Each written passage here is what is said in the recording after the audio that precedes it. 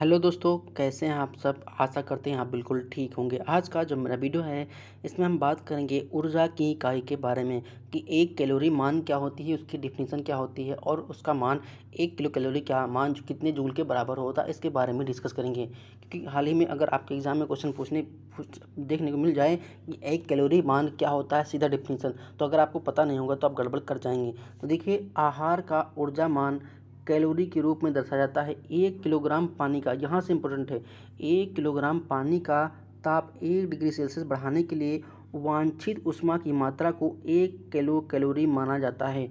1 kilogram पानी को 1 degree Celsius ताप बढ़ाने पर जो ऊष्मा लगती है उसे हम 1 किलो कैलोरी मान कहते हैं। यही आपकी 1 किलो कैलोरी के डिफिनीशन है। तो याद रखिएगा, 1 किलोग्राम जल होगा, उसका ताप 1 डिग्री सेल्सियस बढ़ाने के लिए जितनी ऊष्मा की आवश्यकता होती है वही आपका 1 किलो कैलोरी मान होता है। तो उसको आप अच्छे से याद रखिएगा, यह डेफिनेशन आप पूछ सकता है 1 किलोग्राम और 1 डिग्री सेल्सियस ताप बढ़ाने पर।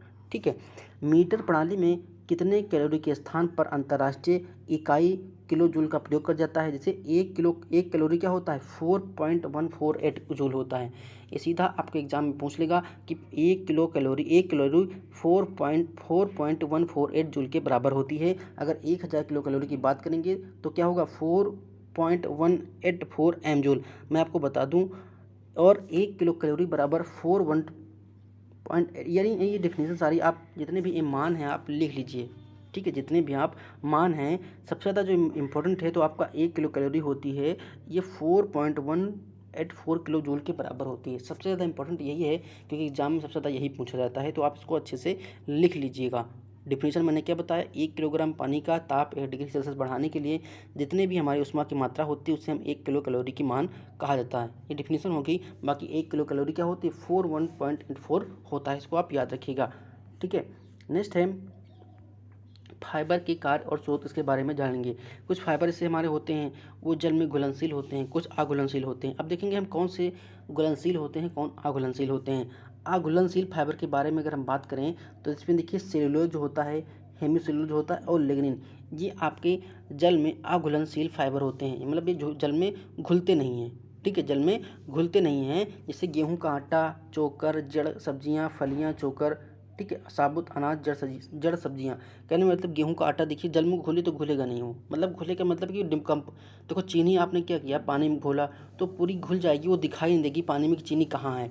लेकिन आटे को अगर आप पानी में मिलाएंगे तो दिखेगा कि आटे के छोटे छोटे कण दिखेंगे, वो पानी में घुलेगा नहीं। लेकिन चीनी क्या है, ये पूरी तरह घुल जाती है, पूरी तरह घुल जाती है पानी में, जो दिखती नहीं है। तो वो हमारा घुलनशील है, और जो घुलता नहीं है वो हमारा अघुलनशील होता है। जैसे आटे के, थोड़ा आटा लीजिए और पानी में डालिए, घुलेगा नहीं। ठीक, वो दिखाई देगा कि हाँ आटा तैर रहा है। तो ये हमारा अघुलनशील होता है, गेहूं का आटा, चोकर, जड़ सब्जियां।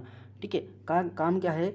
कब्ज से बचाता है और डायवर्टिकुलर बीमारी का खतरा कम करता है। ये हमारा काम करता है जो हमारा फाइबर है, अघुलनशील फाइबर। जैसे हमारा सेलुलोज हो गया, हेमिसेलुलोज होगा और लिग्निन हो गया। ये आप याद रखिएगा। अब हम घुलनशील की बात करें तो इसमें क्या होता है? पेक्टिन और गोंद होता है, ये आपके घुलनशील होते हैं। जैसे सेब, अमरूद, गाजर, स्ट्रॉबेरी, दलियाँ, जौ और फलियाँ, ये आपकी क्या है? घुलनशील फाइबर के अंतर्गत आते हैं। इसमें क्या होता है?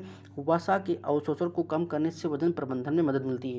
यानी कि वसा इससे बहुत कम होती है, तो क्या होगा? जब वसा आपके शरीर में कम जाएगी तो आप मोटे कम होंगे, तो आपका फैट कम जमा होगा, तो आपका वजन कम बढ़ेगा। ठीक है, वजन मैनेजमेंट में यानी कि वेट मैनेजमेंट में आपका काम करता है। मैं बता दूं, जिन लोगों को पीडीएफ चाहिए तो वीडियो को डिस्क्रिप्शन बॉक्स में टेलीग्राम चैनल का लिंक है, आप उस पर क्लिक करके हमारे टेलीग्राम चैनल जुड़ जाइएगा और वहाँ पर आपको पीडीएफ मिल जाएगी। पीडीएफ को आप डाउनलोड करके प्रिंट आउट करके भी पढ़ सकते हैं। ठीक है, अगर आप हमारे चैनल पर नए हैं तो प्लीज़ चैनल को सब्सक्राइब जरूर कर लें। अगर आपको वीडियो पसंद आता है तो प्लीज़ वीडियो को लाइक ज़रूर करें। ठीक है।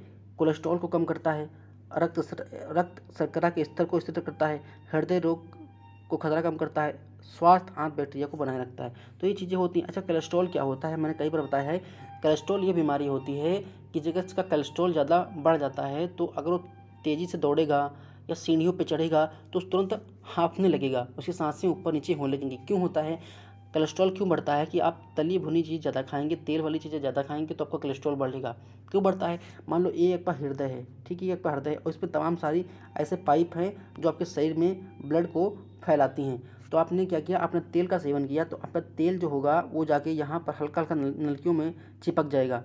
ठीक है, और जब पंप जो हमारा हार्ट है इसका काम होता है पंप करना। जब हार्ट ब्लड को पंप करेगा तो इसमें पहले से हल्का हल्का चिपका है तेल ना, तो इसमें पंप करने से उसका ताकत ज़्यादा लगेगी हार्ट को। इसीलिए जब ताकत ज़्यादा लगती है हार्ट को तो आप क्या कहते हैं हाँफने लगते हैं, आपकी सांसें ऊपर नीचे होने लगती हैं, तो क्या कहते हैं आपको कोलेस्ट्रॉल बढ़ गया। तो यही होता है कोलेस्ट्रॉल बढ़ना।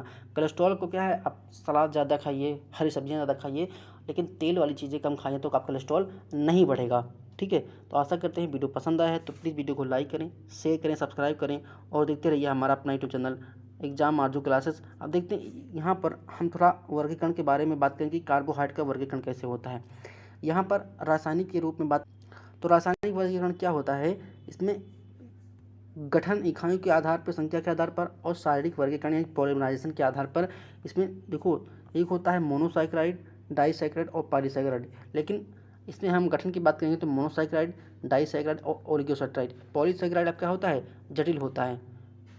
ये जिसको पढ़ना होगा तो हम डाल देंगे पीडीएफ में, क्योंकि इसमें चीज़ें पढ़ाने वाली है नहीं। अगर आप चाहें आपके पास एक्स्ट्रा समय है तो आप इसको पढ़ सकते हैं, बाकी ये एग्जाम की दृष्टि से कम महत्वपूर्ण है। ठीक है, तो ये पीडीएफ है, जिन लोगों को पीडीएफ चाहिए तो वीडियो को डिस्क्रिप्शन बॉक्स में टेलीग्राम चैनल का लिंक है, आप उस पर क्लिक करके सीधे टेलीग्राम चैनल जुड़ जाएगा और वहाँ पर आपको पीडीएफ मिल जाएगी। पीडीएफ को आप डाउनलोड करके प्रिंट आउट करके भी